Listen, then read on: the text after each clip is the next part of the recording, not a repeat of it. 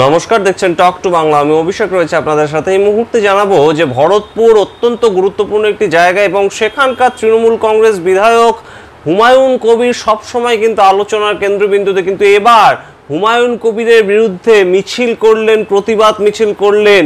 তারা কারা? কোনো বিরোধী দল নয়, তারা খোদ তৃণমূল কংগ্রেস কর্মী এবং তৃণমূল কংগ্রেসের পক্ষ থেকেই ভরতপুরের মাটিতেই বিধায়ক মশাইয়ের নিজের এলাকাতেই কিন্তু তার বিরুদ্ধে প্রতিবাদ মিছিল, এবং সেই প্রতিবাদ মিছিল সেখানেই শেষ নয়। তারপর তার যে পুষ্পপুতুল সেটা সম্পূর্ণভাবে পোড়ানো হয় এবং সেখানে জুতো দিয়ে, ঝাঁটা দিয়ে এলাকার তৃণমূল কংগ্রেস কর্মীরা কিন্তু মারতে থাকেন এবং তাদের ক্ষোভ এতটাই উগরে দেন তারা হুমায়ুন কবিরের বিরুদ্ধে যে হুমায়ুন কবির গত 4 বছরে বলেন যে কোনো কাজই করেননি, এবং গত 4 বছর পর কয়েকদিন আগে তিনি নাকি তার একটি তৃণমূল কংগ্রেসের কার্যালয়, বিধায়ক কার্যালয় তিনি উদ্বোধন করেছেন। সুতরাং গত 4 বছর ধরে মানুষকে যে পরিষেবা দেওয়ার কথা সেটা নাকি দেয়নি হুমায়ুন কবির, এমন অভিযোগ করছেন মোহাম্মদ রানা, তৃণমূল কংগ্রেস নেতা, দুবরাজপুর।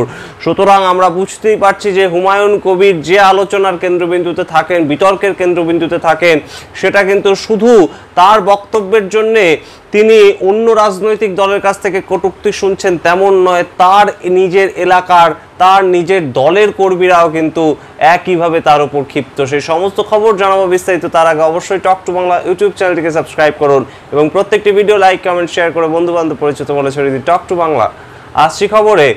হুমায়ুন কবির কিন্তু আমরা জানি যে সব সময় আলোচনার কেন্দ্রবিন্দুতে থাকতে হয়তো পছন্দ করেন, কিংবা তার যে বক্তব্য, বিতর্কিত বক্তব্য বিভিন্ন বিষয়, সেটা তাকে কখনোই আলোচনা থেকে নামতে দেয় না, আলোচনা থেকে সরতে দেয় না, এবং তার যে বক্তব্য বিভিন্ন সময় কিন্তু একটা সন্ত্রাসেরও সৃষ্টি করে তেমনই কিন্তু মনে করছেন রাজনৈতিক মহল। সেখান থেকেই হুমায়ুন কবির কিন্তু বারংবার যে ধরনের বক্তব্য রেখে চলেছেন সেই ধরনের বক্তব্যের এবার কড়া সমালোচনা করলেন তৃণমূল কংগ্রেসের সেই এলাকার, ভরতপুর এলাকার বিভিন্ন যারা তৃণমূল কংগ্রেস কর্মী, ব্লক সভাপতি নজরুল ইসলাম এবং অবশ্যই মোহাম্মদ রানার মতন নেতারা কিন্তু এই ধরনের যে তার বক্তব্য, এই ধরনের তার যে ভাষা সন্ত্রাস, কোট আনকোট, এই কথা কিন্তু ব্যবহার করছেন মোহাম্মদ রানা, ভাষা সন্ত্রাস চালাচ্ছেন হুমায়ুন কবির। এবং ভরতপুরের মাটিতে কিন্তু তৃণমূল কংগ্রেস কখনোই এই ধরনের যে ভাষা সন্ত্রাস, এই ধরনের যে ব্যবহার, এই ধরনের যে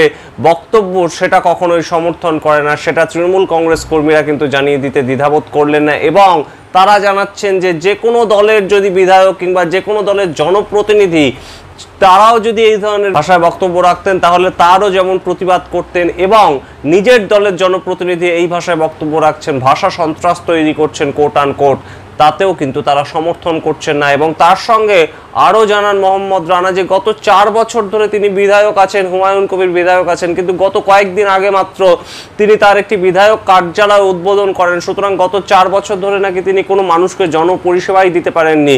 সুতরাং সেই ক্ষেত্রেও কিন্তু হুমায়ুন কবিরের বিরুদ্ধে ক্ষোভ উগরে দিচ্ছেন তারা, এবং সেই ক্ষেত্রে সাধারণ জনপ্রতিনিধি হিসেবে হুমায়ুন কবির কতটা সফল, কিংবা হুমায়ুন কবির যে এত কথা বলছেন বিভিন্ন বিষয়, রিসেন্টলি ডাক্তারদের যে আন্দোলনের বিষয় সেটা নিয়েও তিনি বক্তব্য রেখে কিন্তু আলোচনার কেন্দ্রবিন্দুতে এসেছিলেন। সেখানেও কিন্তু আমরা খুব গুরুত্বপূর্ণভাবে দেখেছিলাম যে রাজ্যের বিরোধী দল নেতা শুভেন্দু অধিকারী তিনিও পর্যন্ত হুমায়ুন কবিরকে রীতিমতন হুঁশিয়ারি দিচ্ছেন ভাষা নিয়ে সংযত হওয়ার ক্ষেত্রে। সেই জায়গা থেকে কিন্তু আমরা এবার দেখলাম ভাষা নিয়ে তার বিরুদ্ধে তার দলেরই নেতাকর্মীরা রীতিমতন মিছিল করলেন, হুমায়ুন কবিরকে গদ্দার বললেন, হুমায়ুন কবিরকে তারা মানছেন না বললেন। তারপরে এই প্রতিবাদ মিছিল তারা কিন্তু করলেন সাধারণ মহিলারা হাতে ঝাঁটা নিয়ে, হাতে জুতো নিয়ে, এবং তার যে পুষ্পপুতুল, সেই পুষ্পপুতুল তারা রাস্তার মাঝখানে নিয়ে এসে সেখানে জুতো দিয়ে মারলেন, ঝাঁটা দিয়ে মারলেন, এবং সেই হুমায়ুন কবিরের ছবি লাগানো যে পুষ্পপুতুল সেটা দাহ করা হলো। সুতরাং সামগ্রিক বিষয় কিন্তু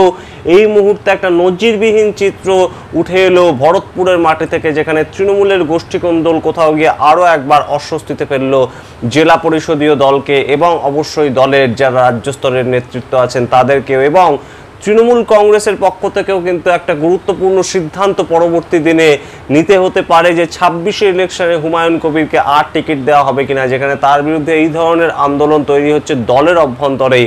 সেখানে কোথাও কি গিয়ে আরও একটা আবার জনপ্রিয়তার নিরিখে হুমায়ুন কবির টিকিট পান, নাকি তিনি পরবর্তীতে আর টিকিট পান না ভরতপুরের মাটি থেকে, তিনি কি অন্য দলে যান, সেই সমস্ত দিকে আমাদের যেমন নজর থাকবে, ঠিক তেমনভাবেই আমরা কিন্তু জানি যে বারংবার অস্বস্তি বাড়ালেও হুমায়ুন কবির কিন্তু অবশ্যই তৃণমূল কংগ্রেসটাই এখনো পর্যন্ত করেন। সুতরাং সেই জায়গা থেকে পরবর্তীতে হুমায়ুন কবির কি বলছেন সেটাও জানাবো আপনাদের। এই সামগ্রিক ঘটনা ঘটে যাওয়ার পর সাংবাদিকরা যখন হুমায়ুন কবিরকে গিয়ে জিজ্ঞেস করেন, হুমায়ুন কবির কিন্তু তার চেনা ছন্দে নিজস্ব ভাবভঙ্গিতেই বলেন যে এই ধরনের নেতার কোনো রকম বক্তব্য তার উত্তর তিনি দিতে নারাজ, এবং তিনি সরাসরি বলেন যে এই যে সামনে রাস্তা, তার জন্য যে গ্র্যান্ট 7 কোটি টাকার বেশি গ্র্যান্ট তিনি এনে দিয়েছিলেন, সেটা কোন অঞ্চল সভাপতি কিংবা ব্লক সভাপতি এনে দিয়েছিল, গিয়ে জিজ্ঞেস করুন। সুতরাং এই ধরনের যে বক্তব্য তা কিন্তু অবশ্যই পরিচিত বক্তব্য হুমায়ুন কবিরের মুখেই আমরা জানি। এবং অবশ্যই তার সঙ্গে আরও আপনাদের জানাই যে এই হুমায়ুন কবিরকে নিয়ে কিন্তু এই মুহূর্তে অস্বস্তিতে যেমন সামগ্রিকভাবে গোটা দল তৃণমূল কংগ্রেস। প্রসঙ্গত আপনাদের জানিয়ে রাখি যে এই সামগ্রিক বিতর্কটা তৈরি হয় কিন্তু হুমায়ুন কবিরেরই করা একটা বক্তব্য। কয়েকদিন আগেই তিনি ভরতপুরের মাটিতে দাঁড়িয়ে বলেন যে এখানকার অর্থাৎ ভরতপুরের যিনি ব্লক সভাপতি তাকে দেখলাম কলকাতায় গিয়ে এক শীর্ষ নেতার সামনে হাফ প্যান্ট পরে কান ধরে উঠবোস করতে। সুতরাং এই ধরনের নেতা ভরতপুরের মাটিতে থাকতে পারে না। দেখা যাবে কোন দিন সারা ভরতপুরটাকেই তিনি হাফ প্যান্ট পরিয়ে দিয়েছেন। সুতরাং এই যে কথা, এই কথার পরেই কিন্তু ভরতপুরের রাজনৈতিক মহলে একটা তুমুল তর্ক বিতর্কের সৃষ্টি হয়, তুমুল সমালোচনার সৃষ্টি হয়, এবং তারপরেই কিন্তু আমরা দেখি যে এই ধরনের একটি প্রতিবাদ মিছিল, যা কিন্তু অবশ্যই নজিরবিহীন, সেই প্রতিবাদ মিছিল প্রত্যক্ষ করলো ভরতপুর পশ্চিমবঙ্গ, এবং তৃণমূলের গোষ্ঠীকন্দল কোথাও গিয়ে আবারও সামনে উঠে এলো।